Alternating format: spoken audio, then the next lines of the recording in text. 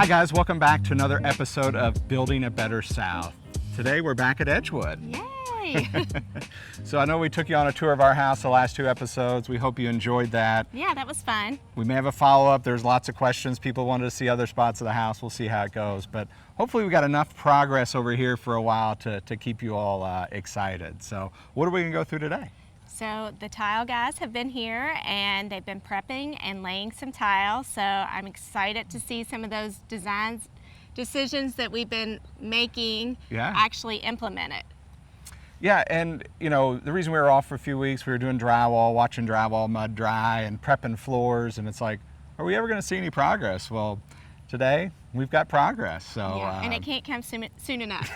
Somebody's anxious, and if Noah were here, he'd say the same. Right, exactly. So why don't you guys come inside and let's give you an update on the tile. Yeah, come on in, guys.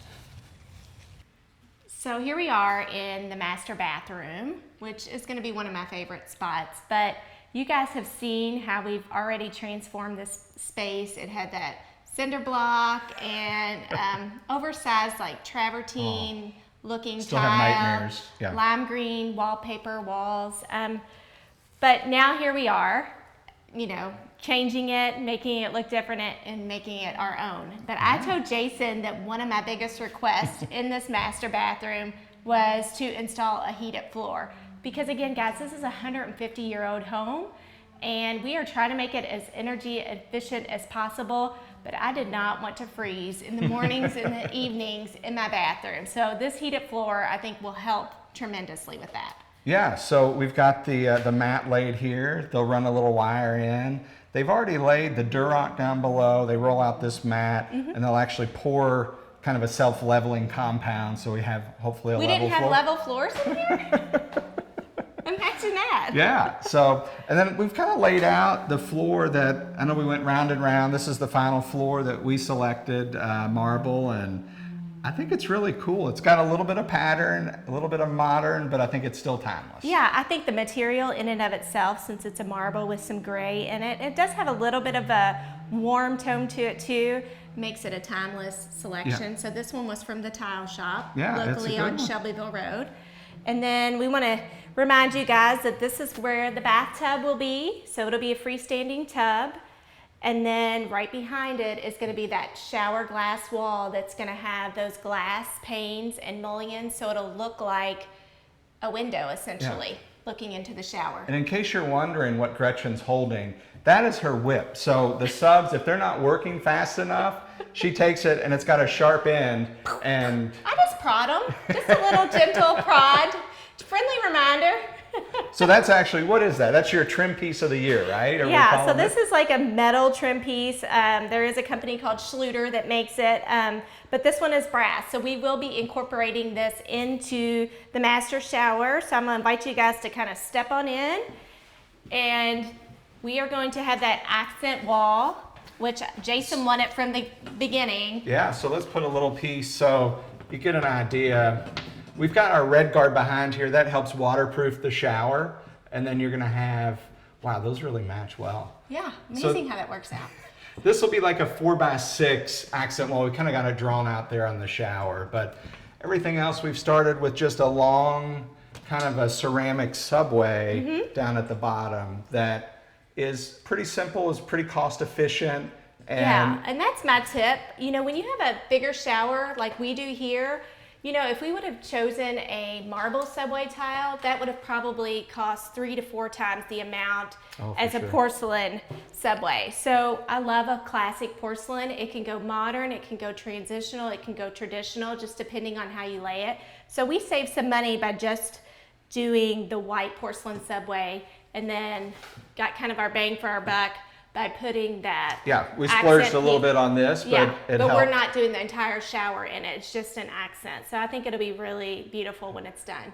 Yeah, so that's there. And then we did lay out just the tile guys, we had to hold them off. They're getting ready to start laying it here. So we just kind of dry laid some of the tile, but on the shower floor, we went with a little bit smaller tile. Right, and the reason that you always want to do a smaller tile on your floor is because you want more grout lines, because the more grout lines you have, then the less odds you have of actually slipping in your shower. So never put big, huge, oversized tiles on the floor. You're going to end up slipping when you're in the shower. While we're giving tips, I'll give you guys one more tip that we've learned a long time ago. So you always have a threshold or a curb in your shower, unless you're doing a curbless shower. We always like to use one piece of marble. So we're going to use our countertop material. Our fabricator is going to fabricate a piece, one piece that goes on top of here. Always make sure you tilt it back into the shower just a little bit so that water comes back into the shower. And it just helps increase the longevity of the shower and staying waterproof and keeping that water off the floor. Awesome. Well, let's go see some tile that's actually laid, maybe. Yeah, so we're going to show you guys the guest room. Cool. Come on. I can't believe the transformation we've made just in this little bathroom. I know. It's turning into such a sweet little bathroom space. I don't know if you guys remember, it had a shower. It was like for, I don't know. Oh, I think, yeah. Babies. It was Yeah. like 2 foot wide. So Yeah. what I'm standing in used to be the laundry room. So Right. I think it came out to about somewhere in here. And this bedroom actually did not have a walk-in closet. So Right, and we're always thinking resale. I mean, Yep. we are going to be moving into this home, but, you know. for at least 2 years, right? For at least 2 years, yeah. But we do think, you know, resale-wise, you really want a closet in a bedroom space for it to be considered a bedroom. And it'll be a nice guest quarters for us, but Yeah, we already have a lot of people asking when they can come and visit and stay. Airbnb, maybe. Yeah, maybe, Help who pay for knows? some of these tile choices. All right, carry on with what we've got going here. I'll let you walk through the tile you've chosen. Yeah, so we, again, chose a classic material, which is a porcelain subway. This one is a oversized, which I think, you know, just kind of modernizes it a little bit in this, you know, 150-year-old home. And then on the floor, you can see that we just did a white porcelain hex, kept it real simple. The grout color is just going to be a light gray. We just did some easy corner shelves. So the color palette in here with the tile is whites and grays, and then it will have brass fixtures for the plumbing fixtures. And talk about, do you call this, would this fall into the parquet category? Yeah, so Jason and I found this flooring at the tile shop, and we both kind of instantly fell in love with it. One, because it's parquet flooring, which actually, guys, is kind of making trend back again, parquet flooring.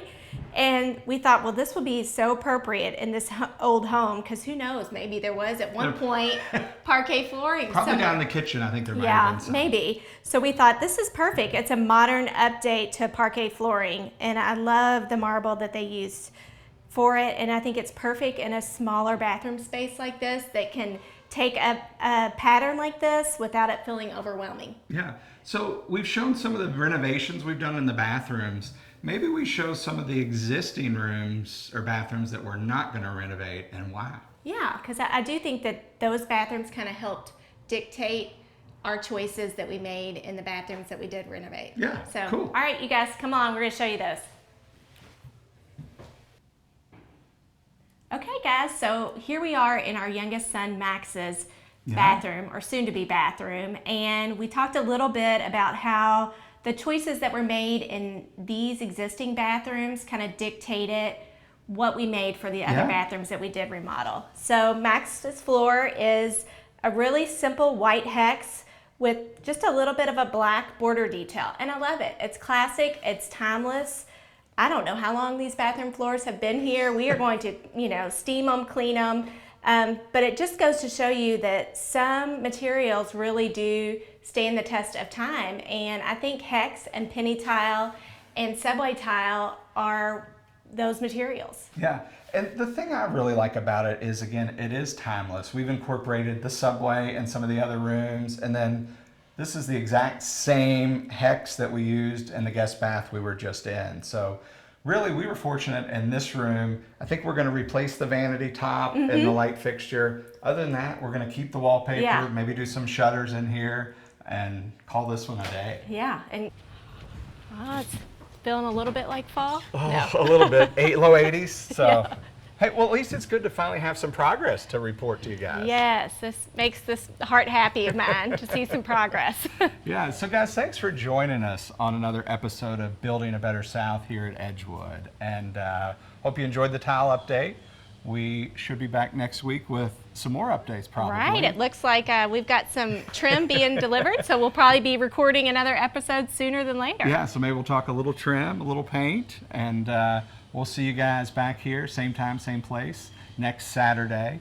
And you can follow this pretty lady at Gretchen Black on Instagram. And I'm Jason Black with Artisan Signature Homes. Thanks again for following, guys. Thanks, guys.